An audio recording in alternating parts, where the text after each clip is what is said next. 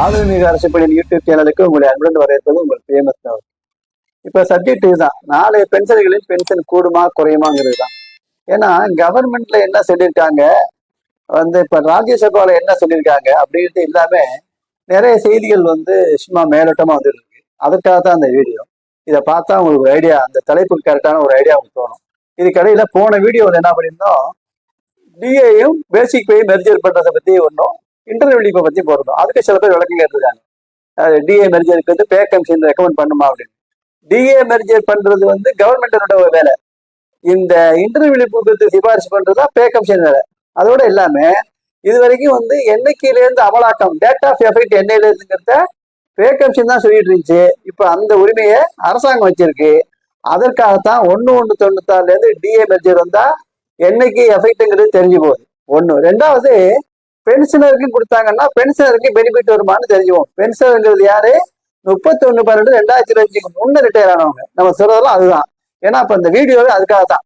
31/12/2020 முன்னால ரிட்டையர் ஆனவங்களுக்கு உண்டாகிறது எப்ப தெரியும்? டிஏ மெர்ஜர்ல தெரிஞ்சு போவோம். இந்த இன்டர்வியூ கொடுத்தா தெரிஞ்சு போகும். அதுக்காக தான் போட்டோம். சரிதானா? இப்ப அடுத்தாப்புல சப்ஜெக்ட் வந்துடும். இப்ப என்ன சொல்றாங்கன்னா, இந்த பே கமிஷன்ல கவர்மெண்ட் சொல்லி இருக்கிறது, ராஜ்யசபால சொல்ற பதில், ஊழியர்களுடைய பே அலவன்சஸ், ரிவிஷன் ஆஃப் பென்ஷன் எல்லாத்தையும் ரிவியூ பண்ற பொறுப்பை 8வது பே கமிஷன் ஏத்துக்கிட்டு இருக்கு, மேண்டேட்டட் பை சிபிஇ சொல்லியிருக்காங்க. அது யார் சொன்னதுன்னா ராஜ்யசபாவில் மாண்புமிகு ராஜாங்க நிதி அமைச்சர் சொன்னதுதான். இப்ப நம்ம இந்த ஏதானும் அந்த மாதிரி நடக்க போகுதாங்கிறதுக்கு என்ன நடந்திருக்குன்னு பார்த்தா ஒரு ஓரளவு புரிஞ்சுக்கலாம். அதுக்காக தான் இந்த வீடியோ. இப்ப பாருங்க, நமக்கு 5வது பே கமிஷன் என்ன பண்ணாங்கன்னா, முதல்ல பென்ஷன் வர பண்ணிக்கிறாங்க. என்னன்னா, இப்போ அதிகபட்ச பென்ஷன் 9,000 வச்சுக்கோங்க அந்த பே கமிஷன்ல. ஆனால் பென்ஷன் கணக்கு பண்றது 5,500க்கோ 5,400க்கோ தான் இருக்கும். அதை நீக்கி என்ன அதிகபட்ச பென்ஷனோ அதுக்கு தான் நீங்க பென்ஷன் வைக்கணும் அப்படின்னு சொல்லிட்டு கொண்டு வந்தது இந்த 5வது பே கமிஷன்ல தான். ஒன்னாச்சா? ரெண்டாவது, பென்ஷனுக்கு ஊழியருக்கும் ஒரே கணக்கீடு. முன்ன பென்ஷனுக்கு டிஎஸ் லாப் இருந்துச்சு. அப்படி இல்லைனாலும் பர்சன்டேஜ் தனியான பர்சன்டேஜ் இருந்துச்சு. அதை மாத்திக்கிட்டு ஊழியர்களுக்கு என்ன பர்சன்டேஜ் டிஏவோ அதே தான் பென்ஷனுக்கு சொல்லி கொண்டு வந்ததும் இந்த 5வது பே கமிஷன் தான். அப்புறம் பேசிக் பேல 15%, 20%, 30%, 3 வகையா இருந்துச்சு ஃபேமிலி பென்ஷன். அது எல்லாத்தையும் மாத்திட்டு எந்த சம்பளதாரா இருந்தாலும் கூட வாங்கினாலும் சரி குறைச்சு வாங்கினாலும் சரி எல்லாருக்கும் சகட்டு மேனிக்கு 30% தான் ஃபேமிலி பென்ஷன் கொண்டு வந்தது இந்த 5வது பே கமிஷன் தான். அடுத்தாப்புல பாத்தீங்கன்னா குடும்ப பென்ஷன் வரம்பு, இதை நீக்கிட்டாங்க. இவ்வளவுதான் குடும்ப பென்ஷன் வரம்புங்கிறத நீக்கிட்டாங்க. அப்புறம் அதிகபட்ச குடும்ப பென்ஷன் அதிகபட்ச சம்பளத்துல 30%, இதை கொண்டு வந்து அதுதான். நல்லா புரிஞ்சுக்கிறீங்க. இந்த அதிகபட்ச பென்ஷன்னா 2 வகை இருக்கு பென்ஷன்ல. அதாவது normal family pension, enhanced family pension இருக்கு.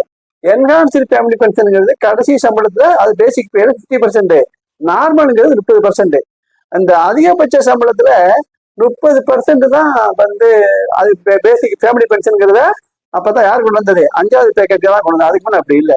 அதுக்கப்புறம் இதுக்கு ஒரு விளக்கம் இருக்கு. இந்த அதிகபட்ச இதுல 30% பாருங்க, அதுக்கு இன்னொரு விளக்கம் இருக்கு 7வது பே கமிஷன், அதை பார்த்துலாம். அப்புறம் இன்னொன்னு என்ன சொல்றாங்க, விதவை விவாகரத்தான மகள் இருந்தாங்கன்னா அவங்களுக்கும் குடும்ப பென்ஷன் கொண்டு வந்தது யாரு? இந்த 5வது பே கமிஷன் தான். அதுக்கடுத்த பாத்தீங்கன்னா பெற்றோருக்கும் 30% குடும்ப பென்ஷன் கொண்டு வந்தது யாரு? 5வது பே கமிஷன் தான். அதுக்கப்புறம் பாத்தீங்கன்னா டிஏவை சேர்த்து இது 1/1/96க்கு முன்னே டிஏக்கு ஜிஏ சேர்க்கறது இல்லை. சாரி, கிராஜுவேட்டுக்கு டிஏ சேர்க்கறது கிடையாது. 1/1/96க்கு அப்புறம் தான் கிராஜுவேட்ல டிஏ சேர்த்தாங்க. ஆக அது ஒரு முக்கியமானது. அடுத்தாப்புல என்ன பண்ணிட்டாங்க, இந்த வரம்பு நீக்கிட்டாங்க. இது என்ன சொல்றது, அது ஒரு குறிப்பிட்ட வரம்புக்குள்ள இருந்துச்சு இந்த கிராஜுவேட்டுங்கிறது. அது என்ன பண்ணாங்க, பே கமிஷன்ல 5வது பே கமிஷன்ல 2 லட்சத்துல 3 லட்சம் மாத்திட்டாங்க. இது எல்லாமே பேசிக் பென்ஷன்ல 33.33% ஆயிருந்துச்சு கம்யூட்டேஷன். அவ்வளவுதான் கமிட் பண்ணலாம்னு இருந்தது. அதை 40% உயர்த்தினதும் அந்த 5வது பே கமிஷன் தான். மருத்துவ படிக்கணும்னு சொன்னதும் அந்த 5வது பே கமிஷன் தான். இதற்கெல்லாம் மேல அதாவது பேசிக் பேல 33/60/80 இப்படிங்கிற மாதிரி பல விதமா இருந்துச்சு இந்த பென்ஷன் கால்குலேட் பண்றது. அதுல என்னன்னு கேட்டீங்கன்னா அதிகபட்சம் 37.5% தான் பென்ஷன் கிடைச்சிட்டு இருந்துச்சு. அதை மாத்தி கடைசி பேசிக் பேல 50% பென்ஷன் அப்படின்னு கொண்டு வந்ததும் அந்த 5வது பே கமிஷன் தான். சரிதானா? அதுக்கப்புறம் இது 5வது பே கமிஷன்ல ஏறக்குறைய எல்லாம் ஓகேன்னு ஆன சமயத்துல 6வது பே கமிஷன்ல ஒரு அருமையான இது கொடுத்தாங்க. என்ன கொடுத்தாங்க? ஒரு ரெக்கமெண்ட் பண்ணாங்க. அதை கவர்மெண்ட் ஆஃப் இந்தியா ஏத்துக்கிடுச்சு. இன்னை வரைக்கும் கவர்மெண்ட் ஆஃப் தமிழ்நாடு ஏத்துக்கல. அது என்னன்னு பாத்தீங்கன்னா, இப்போ வந்து பென்ஷனுக்கு கணக்கு பண்ணும்போது எவ்வளவு நாள் வேலை பார்த்திருக்காரு, அவருடைய கடைசி சம்பளம் என்னன்னு ரெண்டையும் பார்த்தா நம்ம பென்ஷன் கணக்கு பண்றோம். வேண்டியது இல்ல. எவ்வளவு நாள் வேலை பார்த்துக்க பார்க்கவே பார்க்காத. 10 வருஷத்துக்கு மேல பார்த்து அதுக்கு மேல சர்வீஸ் இல்லாம ரிட்டையர் ஆகணும்னு வச்சுக்கோ, அவருக்கு இது வந்து 50% வந்து கொடுத்துடலாம். பேசிக் பேல 50% பென்ஷன் கொடுத்துன்னு சொன்னது இந்த பே கமிஷன்ல தான். எந்த பே கமிஷன்ல? 6வது பே கமிஷன்ல. இது வந்து இன்னும் தமிழ்நாடு கவர்மெண்ட் அடாப்ட் பண்ணல. ஆனா கவர்மெண்ட் ஆஃப் இந்தியாவில் இப்போ கூட 10 வருஷம் வேலை பார்த்தாலும் 50% தான், 40 வருஷம் வேலை பார்த்தாலும் கடைசி 50% தான். ஆனா அதுக்கிடையே ரிட்டையர்மெண்ட் வந்துடணும். இடையில விஆர்ல போனேன் வெளியே போனா கிடைக்காது. ஒரு சர்வீஸே 10 வருஷம் தான் இருக்குன்னாதான் இந்த நிலைமையெல்லாம், இல்லைன்னா கிடையாது. புரியாம நிறைய தவறான தகவல் வந்துட்டு இருக்கு. அதுக்காக தான் விளக்கமா சொல்ல வேண்டியிருக்கு. அப்புறமேல இதெல்லாம் முடிஞ்சு போச்சு.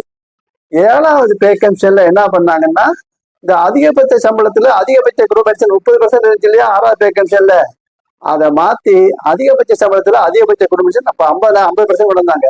அதனாலதான் தமிழ்நாட்டுல அதிகபட்ச குடும்ப பென்ஷன் 1,12,500 இருக்கு. கவர்மெண்ட் ஆஃப் இந்தியாவில் அதிகபட்ச குடும்ப பென்ஷன் 1,25,000 இருக்கு. அதாவது அதிகபட்ச பேயில 2,50,000 அதுல பாதி. சரிதானா? ஆக மொத்தத்துல இதை சொல்லிட்டு 7வது பே கமிஷன் என்ன சொல்லிச்சுன்னா, இவ்வளவுதான், இதுக்கு மேல எந்த விதமான சீர்திருத்தம் தேவையில்லைன்னு கதையை முடிச்சுறாங்க. யாரு? நீதியரசர் ஏ.கே. மாத்தூர் தலைமையிலான 7வது பே கமிஷன்ல இவ்வளவுதான், இதுக்கு மேல ஒன்றும் பண்றதுக்கு இல்லை, இது போதும், இப்ப இருக்கிறதே போதும்னு சொல்லிட்டு முடிச்சுட்டாங்க. என்ன பெண்டிங் இருந்துச்சு அப்படின்னா, அன்னைக்கு தேதியில அதாவது கடைசி சம்பளத்துல 60% பென்ஷனா கொடுக்கணும். இந்த இறந்து போன நிகழ்வுகள்ல 10 வருஷம் வரைக்கும் வந்து ரிட்டையர் ஆகி இறந்து போனாலும் 10 வருஷம் வரைக்கும் 50% பேயை வந்து குடும்ப பென்ஷனா கொடுக்கணும். அதுக்கப்புறம் 360 நாள் ஏன் கொடுக்கணும்.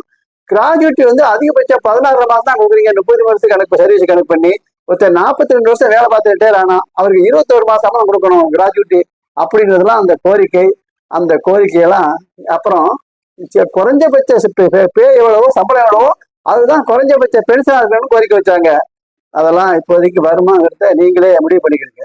இது ஏன் சொல்ல வந்தேன்னா, இப்ப இவ்வளவும் 5, 6, 7ல முடிஞ்சு போச்சு. இதுக்கு மேல ஒன்றும் தேவையில்லைன்னு சொல்லிட்டு பே கமிஷன்ல 7வது பே கமிஷன்ல ஒரு குற்றப்படி வச்சு விட்டாங்க.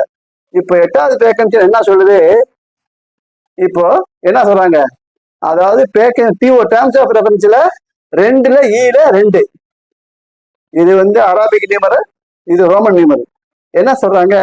To review DCRG and pension of employees not borne on the NPS, NPC இல்ல NPS including UPS and make recommendation there are keeping in view the power of 3 ஃபிலோ. இதை அடிப்படையா வச்சுக்கிட்டு, அதாவது என்பிஎஸ்லயோ சிபிஎஸ்லயோ யூபிஎஸ்லயோ சேராத ஊழியர்களுடைய பென்ஷன் கிராஜுவிட்டி எல்லாம் ரிவ்யூ பண்ணுங்க. எதை ஞாபகத்தில் வச்சுக்கிட்டு? Keeping in view unfunded cost of non contribution pension, பங்களிப்பு இல்லாத பென்ஷன் திட்டத்தை ஆகிற செலவு மனசில் கொண்டு இதை வந்து ஆராய்ங்க. எதை? பங்களிப்பு இல்லாத பென்ஷன் திட்டத்தை ஆராய்ங்க. எதையும் பென்ஷனையும் கிராஜுவிட்டிலாம் ஆராய்ன்னு சொல்லுவாங்க. அப்படி ஆராய்வது என்பது இப்போது இருக்கிற பென்ஷனுடைய அளவை உயர்த்தவா அல்லது குறைக்கவான்னு நமக்கு தெரியல. இதை நம்ம சிந்திக்க வேண்டிய நேரம். சரிதானா? 2வது முக்கியமான பாயிண்ட் கேட்டீங்கன்னா, நல்லா பார்த்துடுங்க. ரெக்கமெண்டேஷன் நல்லா பாருங்க. பென்ஷன் ஆஃப் எம்ப்ளாயிஸ் தான், பென்ஷன் இல்லை. வாங்குறவங்க எம்ப்ளாயிஸினுடைய சம்பளத்தை தான் நல்லா புரிஞ்சுக்கிறீங்க. பென்ஷனையும் கிராஜுவிட்டி எம்ப்ளாயிஸுக்கு தான், ஏற்கனவே உள்ளவங்களுடைய அல்ல. இனி வரப்போகிற எம்ப்ளாயிஸினுடைய பென்ஷனையும் கிராஜுவிட்டியையும் இதை கணக்குல வச்சுக்கிட்டு, ஏதாவது பங்களிப்பு இல்லாத பென்ஷனுக்காக ஒரு செலவை கணக்குல வச்சுக்கிட்டு அதை ரிவ்யூ பண்ணுன்னு இருக்காங்க.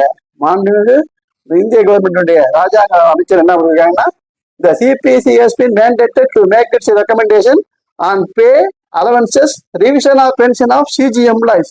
யாருக்கு என்ன பொறுப்பு விட்டு இருக்கு? 8வது பே கமிஷனுக்கு. Pay allowances revision of pension of employees, எம்ப்ளாயிஸினுடைய பென்ஷன் திருத்தம்னு இருக்கு. அது யாருக்கு? இனி வரப்போறவங்களுக்கு தானே. ஆகையினால இதுதான் நிலவரம். இது புரியாம அவ்வளவு வருது இவ்வளவு வருதுன்னா சொல்லிட்டு இருக்காங்க. இந்த நாளைய பென்ஷனை பொறுத்த வரைக்கும் பொசிஷன் இதுதான். இது மேற்கொண்டு உயருமா என்ன நமக்கு தெரியாது. ஆனா ஒண்ணு ஒரு தடவை பென்ஷன் சேங்ஷன் ஆயிடுச்சுன்னா அதை மாற்ற முடியாது. சமீபத்துல கூட கொரோனாவில் என்ன பண்ணாங்க, ஆந்திராவில் பென்ஷனை குறைச்சாங்க. கோர்ட்டுக்கு போனாங்க பென்ஷன் எல்லாம் போட்டு சொல்லிட்டு, ஏன் குறைச்சிங்கன்னு? வருமானம் இல்லை. நீ அப்படின்னா நீங்க என்ன பண்ணிருக்கணும்? பினான்சியல் எமர்ஜென்சி, பொருளாதார நெருக்கடிகளை நீங்க சொல்லியிருந்துக்கணும். அது சொல்லலை, அதனால கொடுத்துருக்கேன்ட்டாங்க. அதே போல பென்ஷனை உயர்த்தினா பழைய தேதிட்டு உயர்த்தலாம். பென்ஷனை சிறிதளவு குறைக்கிறதா இருந்தாலும் வருங்கால தேதி தான் குறைக்க வேண்டியதை தவிர பழைய தேதியத்தை குறைக்க முடியாது. இவைகளை கருத்தில் கொண்டால் இந்த ரிசல்ட் என்னவா இருக்கிறது அப்படி தெரிஞ்சுக்கணும். நான் இன்னும் தவறா சொல்லலை, இது இந்த இந்த அடிப்படையில் தான் நான் சொல்றேன். அதுக்கு அமைச்சர்களும் எதான் சொல்லிருக்காங்க, எம்ப்ளாயினுடைய பென்ஷன் தான் ரிவிஷன் பண்றாங்க. நான் ஏற்கனவே ஏன்னா போன 7வது பே கமிஷன்ல இப்ப 31 என்ன சொல்றது 12/2015 வரைக்கும் ரிட்டையர் ஆன 2005 வரைக்கும் ரிட்டையர் ஆனவங்கள அவங்களுக்கு வந்து பாருங்கன்னாங்க, அவங்களுடைய பென்ஷனை கணக்கு எடுத்து பாருங்கன்னாங்க. நான் இப்ப அப்படி சொல்லல, இந்த மாதிரி சொல்லியிருக்காங்க. அதனால என்ன நடக்குது அப்படின்னு பார்ப்போம். உயர்வா குறைவாங்கிறது தெரியல, ஆனா ரிலீவ் பண்ணா என்ன ஆகுங்கிறத பொறுத்து வந்து பார்க்கலாம். நன்றி.